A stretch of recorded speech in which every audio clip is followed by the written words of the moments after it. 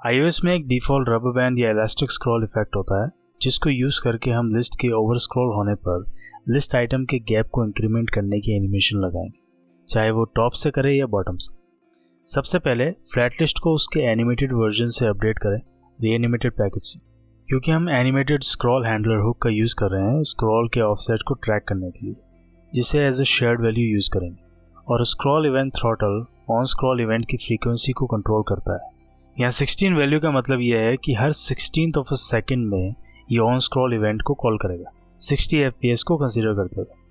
आप इस वैल्यू को अपने डिवाइस की फ्रेम रेट के अकॉर्डिंग भी एडजस्ट कर सकते हैं, जैसे कि 120 FPS डिवाइसेस के लिए वैल्यू 8 हो सकती है।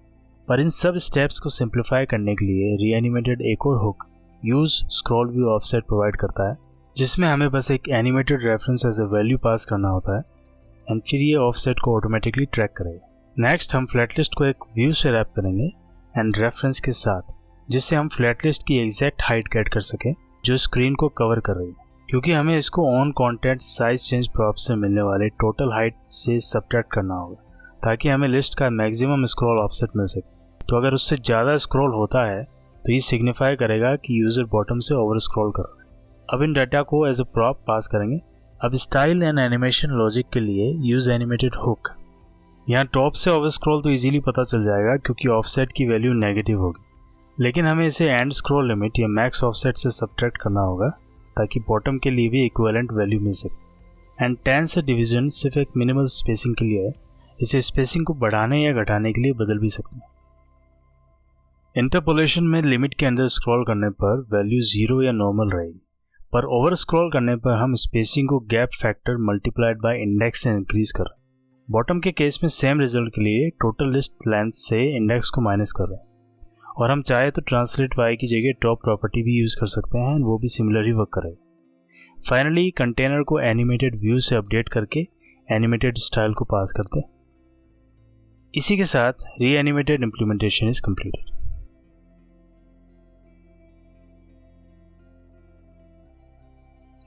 अगर आप रीएनिमेटेड को मोटी पैकेज के साथ यूज़ कर रहे हो, हालांकि इस एग्जांपल के लिए ज़्यादा सिंप्लीफाई नहीं करता, लेकिन फिर भी मोटी के केस में हम डायनेमिक एनिमेशन यूज़ कर सकते हैं डायनेमिकली स्टाइल प्रॉपर्टी को एनिमेट करने के लिए।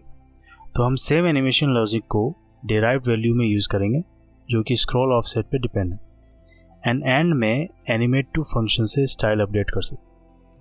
कंटेनर को भी मोटी पैकेज के मोटी व्यू से अपडेट करना होगा एंड इसका स्टेट प्रॉप डायनेमिक एनिमेशन को एज अ वैल्यू लेगा। पर मोटी by default spring effect apply करता है। हालांकि दिखने में तो ये भी सही लग रहा है, पर अगर इसे डिसेबल करना हो रीएनिमेटेड जैसे रन करने के लिए, तो इसके ट्रांजिशन टाइप में नो एनिमेशन वैल्यू सेट करनी होगी। अब देखते हैं कि कैसे सेम एनिमेशन बिना एक्सटर्नल पैकेज के बिल्ट इन एनिमेटेड API से इम्प्लीमेंट कर सकते हैं।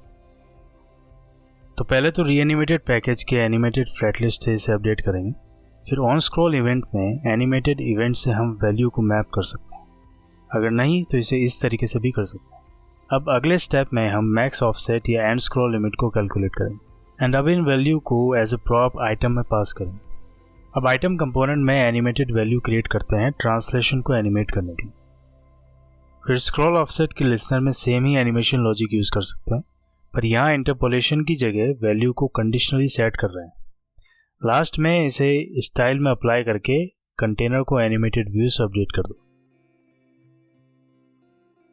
अब वीडियो को एंड करने से पहले एक टिप, अगर इसे iOS के लार्ज टाइटल हेडर के साथ यूज़ करना हो तो हमें नेविगेशन ऑप्शंस में ये कुछ रेलेवेंट प्रॉपर्टीज़ अप्लाई करनी होगी एंड फ्लैट लिस्ट की कंटेंट इनसाइड एडजस्टमेंट बिहेवियर को ऑटोमेटिक सेट करना होगा, ताकि ये हेडर के साथ इनसाइड पैडिंग को ऑटोमेटिकली हैंडल कर सके।